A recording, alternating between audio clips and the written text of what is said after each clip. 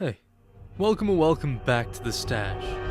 Venom. Venom Lethal Protector. Venom. Venom, one of Spider-Man's most iconic villains. One who ended up becoming an icon within the long list of Marvel characters. He's a character that always rightfully stood out to me, ever since I was a kid. Didn't matter if it was the animated series, the spectacular Spider-Man show, or the comics themselves. I was lucky enough to find at the very beginning of my comic journey. But one of the versions of Venom that's been stuck in my head, all thanks to reading every issue of the Wallcrawler, really comes from one short explosive stretch of the Amazing Spider-Man comics. Comics that for this video we'll be going back to and exploring to see what made them so impactful. This is why Todd McFarlane's Venom era changed Spider-Man comics forever.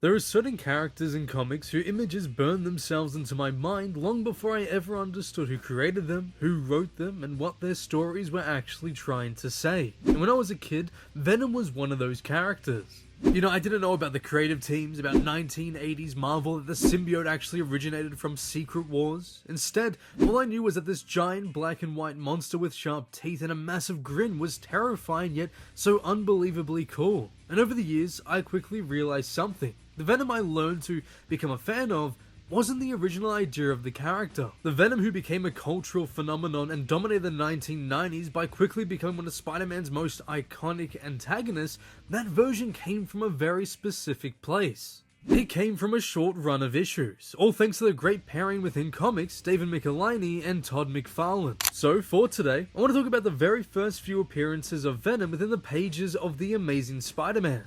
Because those 6 or so issues are where Venom truly becomes Venom. They're the foundation of his visual identity and the blueprint for every version that came after.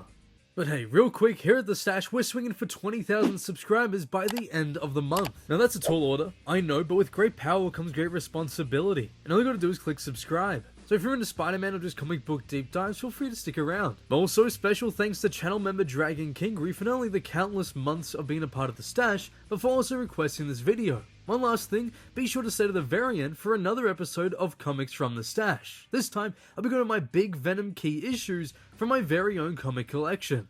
But with that all said, let's get right back into the video.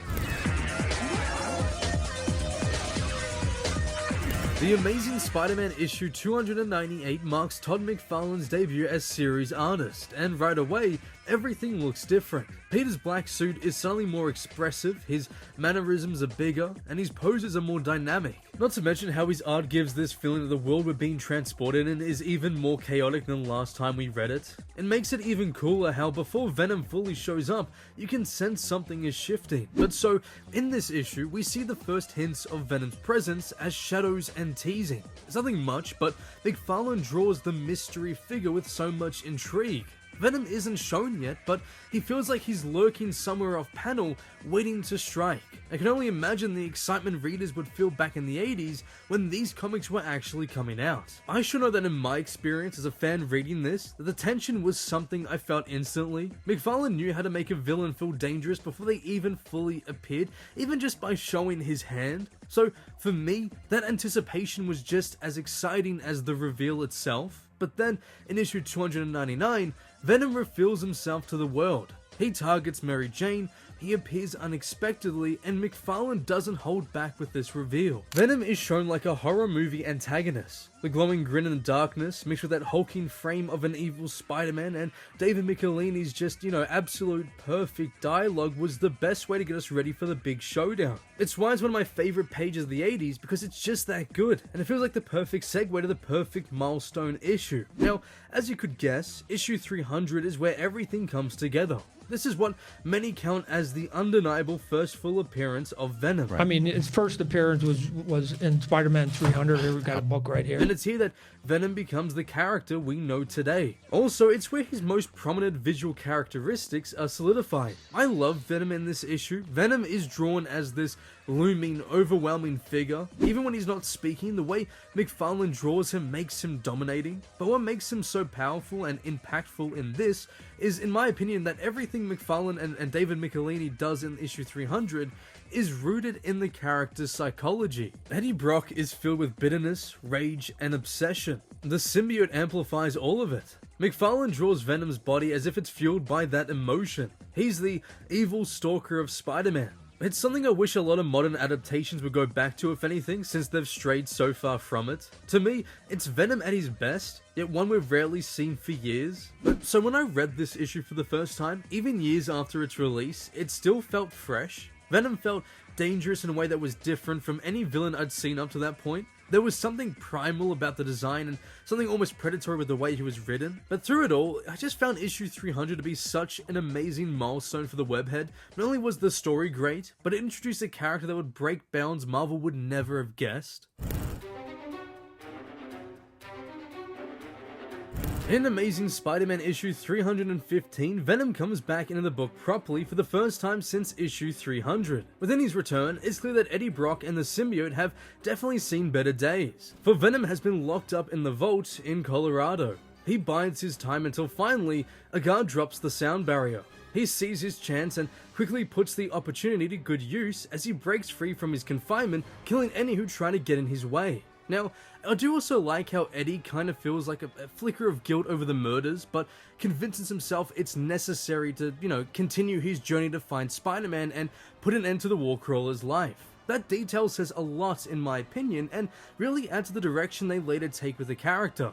There's still a conscience in there, even at the start of his journey. But it's just buried under obsession and this warped sense of justice where anything is acceptable if it gets him closer to Peter. What stands out the most to me though about Amazing Spider-Man issue 315 is how Venom returns. The issue treats his re-entry into the story as a slow-moving storm on the horizon. He's not erupting out of nowhere on a splash page, but rather, he's inching steadily closer, cutting a line toward Peter from across the country. The creative weight of this choice is huge. By showing Eddie Brock on the road, hitchhiking and quietly slipping back towards New York City, the comic frames Venom as a danger you can feel approaching long before he actually arrives. There's nothing theatrical in these moments, it's grounded and methodical movement, and I think it's a small yet impactful choice that elevates the overall return of Spidey's most dangerous foe. Speaking of Spidey though, Peter's life is crowded with problems that have nothing to do with supervillains. He's in with severe money troubles that eat away at his marriage, and Nathan's secretly draining Aunt May's account. Also, losing the Bedford Towers condo has pushed Peter and MJ back into the cramped security of Forest Hills, leaving their world to shrink, all the while Venom's influence expands. This contrast is where the issue really shines. You have Venom closing the distance one scene at a time, and Peter juggling the kind of civilian stress that leaves little room for vigilance. Venom barely appears in this comic, yet issue 315 makes him feel more threatening than a lot of villains who fight Spider-Man every month, with the danger being in this haunting sense of inevitability that follows Eddie Brock and the symbiote. The Amazing Spider-Man issue 316 though is where Venom's reputation truly solidifies. It's easy to see why this issue became the defining image of the character for so many people. And I think a lot of that is thanks to Todd McFarlane. McFarlane draws him with a confidence that Spider-Man's rogues rarely have. I mean, even the cover alone screams this. Inside the story though, what catches my eye here is the intentionality behind Eddie's preparation. The choice to show him training, lifting weights in a fallout shelter he's claimed as his new base, adds a strange athletic discipline to his obsession. He's not relying on the symbiote alone. He's sharpening himself for a rematch he's already convinced himself he'll win. You can literally feel this ability in Venom's frame, his words, and his actions. But for Peter, his stability continues to fracture. Studies, money, the Daily Bugle, the consequences from Jonathan Caesar, his everyday life is a mess before Venom even enters the picture. That's why Venom works so well here, because he hits Peter exactly when things are already slipping. Then the issue delivers two moments that define Venom's place in Spider-Man's lore. First, the encounter with Black Cat. It's very brutal, and honestly a page that will forever haunt Felicia.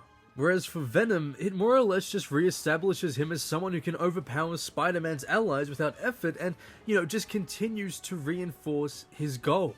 It adds to the threat without ever breaking our expectations of what might actually happen. It aligns extremely well with Eddie's strengths, but also his twisted mind. Venom is ripping into the connections in Peter's life just as aggressively as he plans to rip into Peter himself. Second though is Mary Jane glimpsing Venom leaving Bedford Towers. That moment to me might be one of the most underrated moments within this run, as it adds to the whole stalker side of Venom that I think is one of the most entertaining things to read. He's already given MJ some serious trauma, she clearly doesn't need to see him again, so for her to feel his vengeful eyes pierce the back of her head only reinforces Venom as Spider-Man's darker, more evil half that's come to ruin all of Peter's life. But then comes the big moment of the issue. It's visual overload in the best ways possible. McFarlane makes Venom look like he's built for this environment. He's deadly and completely sure of himself. Peter though fights like someone desperately trying to stay alive as opposed to someone trying to actually win. This issue is where David Michelinie and McFarlane's interpretation is at its most complete. I find Venom to be a frightening villain for Spidey within this because he moves with such conviction and through it all, looks like he's enjoying every second of it. Then issue 317 of The Amazing Spider-Man pushes Venom into new territory by showing how far he's willing to go, and what he consciously refuses to do. That duality though to me is what gives the character the longevity he needed to reach the highs he soared to. I mean, the opening scene says everything, with Eddie Brock standing on the doorstep of Aunt May's house, arm around her shoulders, talking casually if he and Peter are old friends. I love this scene and the way it shows the lengths Eddie will go to just to mess with Peter. I mean, Venom, the monster who's been terrorizing his life for ages now, is standing right outside of Peter's childhood home, the safest place in his life, and acts like he belongs there. This entire issue is about that intrusion. Eddie's following Peter Parker using information Peter accidentally left behind. Even his plan for the final confrontation is framed as a requirement rather than a request, and this is where something interesting really happens. Venom properly reveals his personal code. He doesn't want innocents hurt, and he refuses to expose Peter's identity publicly. Not because he cares about Peter's privacy, but because he wants ownership of the revenge. The grudge is narrowed to a point. This is what sets Venom apart from villains who exist only to cause chaos. He focuses his violence. He defines the terms. He creates rules around the conflict that matter only to him. And that warped consistency becomes part of the character's spine going forward. The last battle in the issue pulls all of this together. It's raw and physical, and using the environments in ways Spider-Man has rarely had to deal with. Sand buries him, the water drowns him, Venom turns the shoreline into a trap, Peter tries every strategy available, and none of them buy him more than a moment. The breakthrough comes from something more psychological. Peter uses the symbiote's residual pull toward him, pretending to welcome it back. It's a desperate gamble, but it works. The alien reacts, Eddie's thrown into distress, and the clash between host and symbiote becomes the opening Peter needs. By the end of the issue, Venom now wholeheartedly feels like a character with a true purpose, and McFarlane's art keeps reinforcing that. There's thought behind Venom's posture, behind his expressions, behind everything. The monster has intention, and that's why this arc matters so much, because it's where Venom truly became who he is. All the history, continuity, and creative context is important, but above all else, the reason I keep coming back to these issues is much more immediate. They take me back to the feeling of discovering superhero comics that felt like a whole different breed from that of the Silver Age and loving it. When I saw McFarlane's Venom for the first time, I wasn't thinking about all that much besides how visually striking he was as a character. The pages almost looked like they were straining to contain him. The poses were stronger, the whipping was more chaotic. Venom's grin felt wrong in a way that made it hard to look away. And to flip through these very same issues now, that sensation is still there. That jolt of visual energy hasn't faded, nor has the amazing writing by David Michelinie. Venom feels like he was drawn by someone who refused to play it safe. With this run, it's a combination of messy, real-life problems and this oversized monster that seems to have crawled out of a nightmare and into Peter's domestic life. Venom works here because he feels like more than a one-off gimmick. He comes across like an idea the creators believed in, and McFarlane pushed that belief as far as the page could take it. So when I look back at the Amazing Spider-Man issues 298 to 300 and issues 315 to 317, I don't see them as something simple as the early Venom stories. I instead see the crucial moment where a character, an artist, a writer, and a comic all clicked into place at the same time. These issues show a version of Spider-Man who is married, struggling, and constantly juggling grown-up responsibilities while a living mistake from his past follows him across the country, breaks out of a super prison, and turns up on his aunt's doorstep. They show Eddie Brock building his entire sense of purpose around getting even with one person. They show a symbiote that behaves less like a tool and more like a partner in obsession. Every Venom since then, on film, animation, games, in later comics, borrows something from what McFarlane and Michelinie did here. The look, the attitude, the way he talks about Peter, the way he frames his own code, the way he occupies both superhero action and horror at the same time, it all comes from this stretch of amazing Spider-Man comics. For me, that's the real legacy of these 6 issues. They're the moment a character stepped out of being a cool idea and became something that could carry entire stories on his own. And every time I reread these books, I'm reminded how much an impact a short run can have when the art, the writing, and the ambition all line up perfectly. Hello and welcome back to another episode of Comics from the Stash, and for today we're going to list my key issues of some Venom comics, ranging from The Amazing Spider-Man to his very own miniseries. And so, with that all said, let's get straight into it. Now, I thought we might as well start off with one of my favorite ones from the bunch. It is Venom, Lethal Protector, issue 1.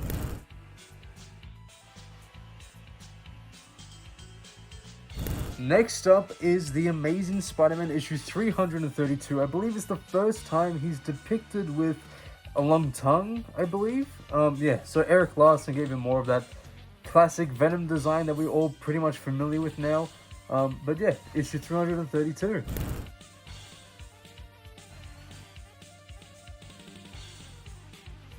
Now, just to get these two out of the way, we have Amazing Spider-Man issues 298 and 299. First and second cameo of Venom himself.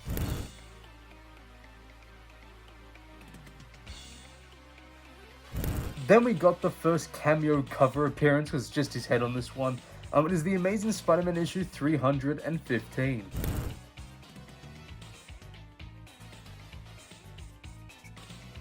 Now we've got an iconic cover here by Eric Larson, one of my favorite Spidey artists, by the way. I think he's really underrated.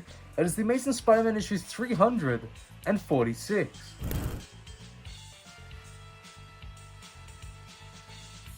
Now I guess this one counts. Venom's in the story, but it's not really his key. It is ASM issue 362, the second appearance of Carnage.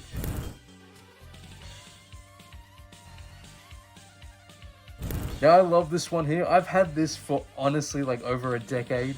It was one of the first comics I picked up as a kid, and yeah, I still got it. Love this issue. It is The Amazing Spider-Man issue 375.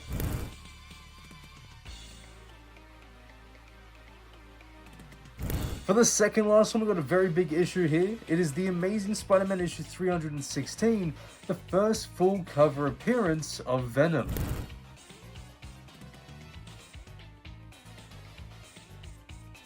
And then to end off this episode of Comics from the Stash, we have a pretty big issue here. I got it a part of a bundle for a really cheap price, so I was like, I couldn't believe it. It is The Amazing Spider-Man issue 300, the first full appearance of Venom. But that is it for today. Thank you guys so much for watching. If you have enjoyed, please like, comment, and subscribe if you haven't already, because here, any support means so much. And yeah, thank you guys again for watching. I'll see you in the next one.